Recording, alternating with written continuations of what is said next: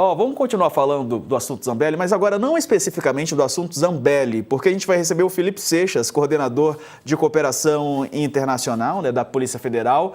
É claro, a gente não pode tratar sobre o caso específico da deputada, mas vamos pegar o caso dela para tratar de uma maneira geral para entender exatamente.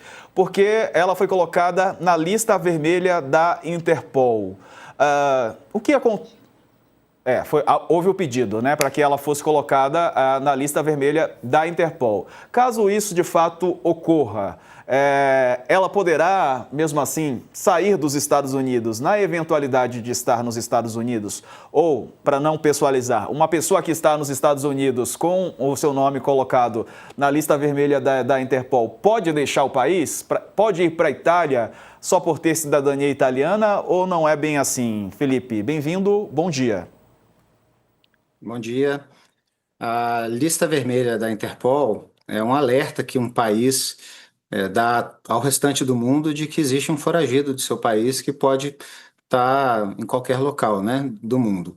Então, cada país vai tratar isso de uma forma diferente, de acordo com a sua própria legislação. É muito comum que os países tenham controles nas suas fronteiras que cruzem os dados da lista da Interpol com seus sistemas migratórios. Então, falando abstratamente, é bem comum que esse seja um momento de identificação de alguém que está tentando fugir da justiça do seu país.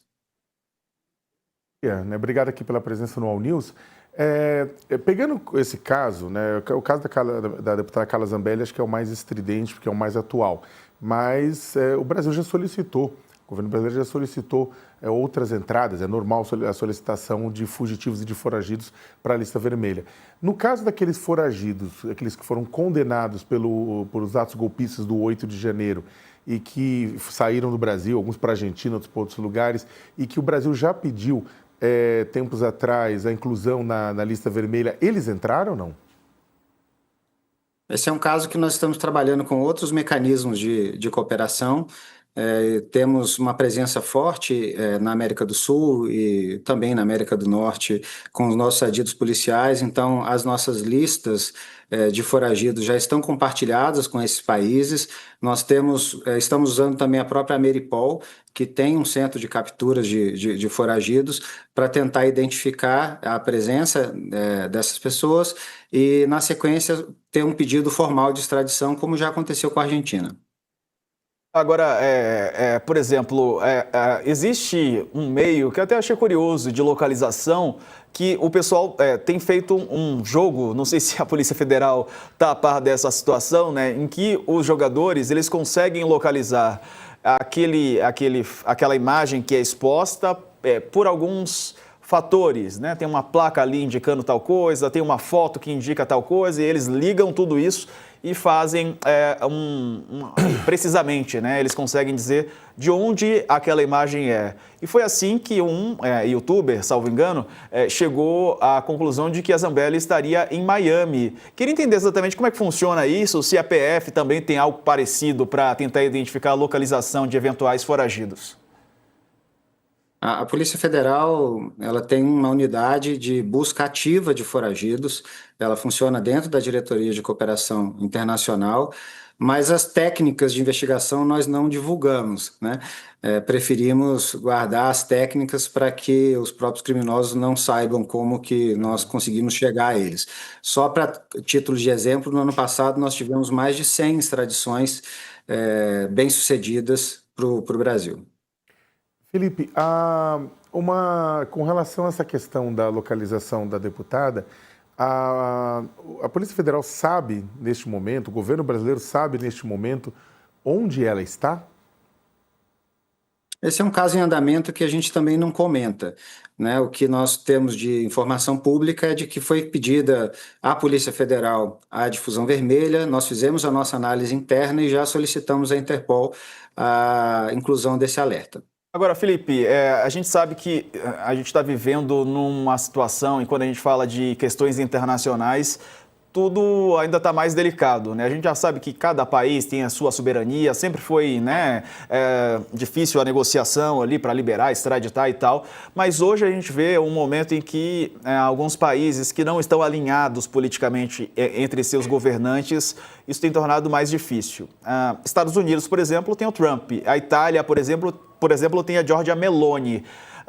Isso, de algum fato, tem atrapalhado a Polícia Federal em qualquer tipo de negociação para trazer criminosos, para sair daqui e levar criminosos também a esses países? Como é que a Polícia Federal tem feito essas negociações num ambiente político tão conturbado como esse de agora? De fato, a extradição tem dois componentes, ela é sempre precedida de uma análise jurídica e de uma análise política, que vai analisar conveniência e oportunidade, e a Polícia Federal ela não interfere, na verdade, nesses aspectos políticos. A polícia ela cumpre o seu papel ao fazer a difusão, ao tentar localizar, e a partir daí isso vai para uma instância da nossa autoridade central, que hoje é localizada no Ministério da Justiça, e que vai se comunicar com a autoridade central do outro país. Então, essa parte política não cabe à Polícia Federal, nós simplesmente aguardamos o desfecho do processo de extradição e depois, dependendo do caso, nós combinamos a melhor data, a melhor forma de trazer o preso de volta ao Brasil. E nesses casos, as negociações são longas, em geral, ou são mais longas em alguns países do que em outros, Felipe? Existe essa percepção? Sim, varia bastante de país para país, de caso a caso. O crime praticado muitas vezes importa bastante. Nós temos tratados que têm exceções específicas para determinados crimes, determinadas nacionalidades, então vai variar bastante do país e do caso específico. Tá certo. Tem mais alguma pergunta, Sakamoto? Não tem. Ô, Felipe, uma dúvida, né, de última hora, que é a seguinte: quando é retido um passaporte, eu não estou falando do caso dela porque isso não aconteceu, mas quando um passaporte é retido, a justiça pede o passaporte, um passaporte brasileiro, por exemplo, né? E se a justiça só pedir o passaporte brasileiro retido e não pedir um passaporte italiano ou um passaporte europeu de qualquer nacionalidade, existe a possibilidade da pessoa deixar o Brasil usando esse passaporte ou a pessoa precisa sair do Brasil usando o seu passaporte como nacional brasileiro? Em via de regra, a pessoa pode escolher o passaporte que ela vai sair do Brasil. Mas um tipo de decisão judicial comum é que a própria Polícia Federal coloque um alerta em nome dessa pessoa que ela está proibida de deixar o país. Então, é possível que se identifique essa saída mesmo com a utilização de um outro passaporte. Entendi. Ótimo, Felipe Seixas, coordenador, então, dessa área da Polícia Federal, nos ajudando a entender exatamente como é que funciona, né? Todo o trâmite legal, lembrando que aqui a gente não tratou do caso específico da Zambelli, estamos falando de uma maneira geral da atuação da PF. Parabéns pelo trabalho, Felipe, um abraço. Obrigado, um abraço.